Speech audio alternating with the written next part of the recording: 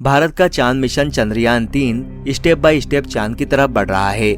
इससे पहले 17 अगस्त को विक्रम लैंडर को अलग करने के बाद प्रोपल्शन मॉड्यूल चांद के आसमान में घूम रहा है। विक्रम अकेले ही चांद को चूमने के लिए आगे बढ़ रहा है। इसरो ने भारतीय यान की लैंडिंग से पहले लगभग सारे चरण पूरे कर लिए हैं। विक्रम की चांद की सतह से दूरी अब महज 25 किलोमीटर रह गई है। दूसरी ओर सोवियत रूस से अलग होने के बाद रूस को अपने पहले चंद्र मिशन में जोरदार झटका लगा है।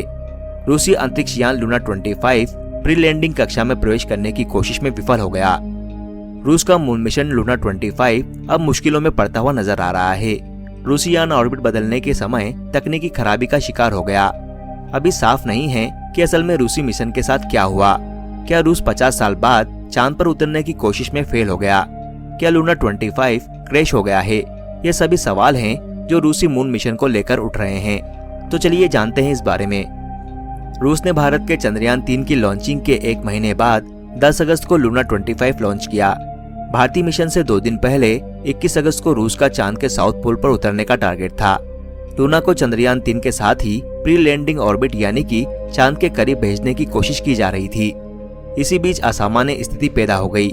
हालांकि चंद्रयान-3 इसमें सफल हुआ और अपने आगे के सफर पर निकल गया। रूस का लूना 25 यहाँ पर पीछे रह गया। रूसी स्पेस एजेंसी रोकॉस्मोस शनिवार को लूना को चांद के और करीब भेजने की कोशिश कर रहा था। इसी दौरान कुछ ऐसा हुआ जिससे वैज्ञानिकों में मायूसी छा गई। रूसी यान में तकनीकी खराबी आ गई और लैंडर मॉड्यूल का ऑर्बिट नहीं बदल सका और वो चांद के करीब जाने में असफल हो गया। हालांकि स्पेस एजेंसी ने इस बात की जानकारी नहीं दी है कि लूना 25 की शेड्यूल के मुताबिक ही लैंडिंग होगी या फिर मिशन फेल हो गया है। रूस ने बताया कि लूना के बारे में वैज्ञानिक पता लगाने में जुटे हुए हैं कि आखिर लूना 25 के साथ क्या हुआ। आपको बता दें कि लूना 25 मिशन में वैज्ञानिकों को शुरुआत में चांद की मिट्टी के रासायनिक तत्वों के बारे में जानकारी मिली थी। शुरुआती आंकड़ों के आधार पर एजेंसी ने बताया कि लूना 25 पर हो सकता है कि माइक्रोमेटेरॉइड का प्रभाव पड़ा हो। माइक्रोमेटेरॉइड आमतौर पर अंतरिक्ष में बड़े पत्थरों या लोहे के छोटे छोटे कण होते हैं। ये छोटे छोटे टुकड़े स्पेसक्राफ्ट या सैटेलाइट को नुकसान पहुंचाने की क्षमता रखते हैं। इसके बड़े टुकड़े कई बार स्पेसक्राफ्ट या सैटेलाइट के क्रैश होने का कारण भी बनते हैं और किसी अंतरिक्ष यान के इंटरनल पार्ट्स को नुकसान भी पहुंचा सकते हैं। हालांकि रूस ने इसके बारे में कुछ भी स्पष्टीकरण नहीं दिया है। लूना 25 को 21 अगस्त को चांद की सतह पर सॉफ्ट लैंडिंग करने का टारगेट था। उम्मीद थी कि रूस 50 साल बाद अपने इस मिशन में सफल होगा। अभी ये स्पष्ट नहीं है कि असल में रूसी मिशन चांद पर पहुंच पाएगा या नहीं। पिछले दिनों लूना 25 ने चांद की सतह की कुछ तस्वीरें भी क्लिक की थी। चांद की सतह पर अब तक सिर्फ 3 देश ही लैंडिंग करने में सफल हुए हैं। सोवियत यूनियन, अमेरिका और चीन ने इसमें सफलता हासिल की है, लेकिन इसमें कोई भी साउथ पोल पर नहीं गया है। रूस और भारत अगर इस मिशन में सफल होते हैं तो साउथ पोल पर पहुंचने वाले पहले देश होंगे।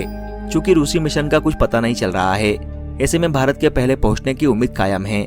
चांद के साउथ पोल या दक्षिणी ध्रुव में वैज्ञानिकों की एक अलग ही दिलचस्पी है। ऐसा पहली बार था जब भारत ने यहाँ पर पानी की कुछ मात्राएं खोजी थी। चंद्रयान-1 की मदद से इसका पता लगाने वाला भारत पहला देश था। हालांकि चंद्रयान-1 साउथ पोल पर नहीं गया था। आसपास के क्षेत्रों को एनालाइज कर वैज्ञानिकों ने यह बात बताई थी।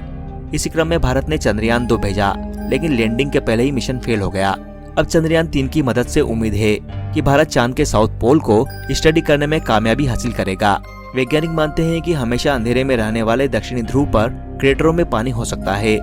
अगर इसमें सफलता मिलती है तो चट्टानों में जमे पानी को भविष्य में हवा और रॉकेट ईंधन में बदला जा सकता है।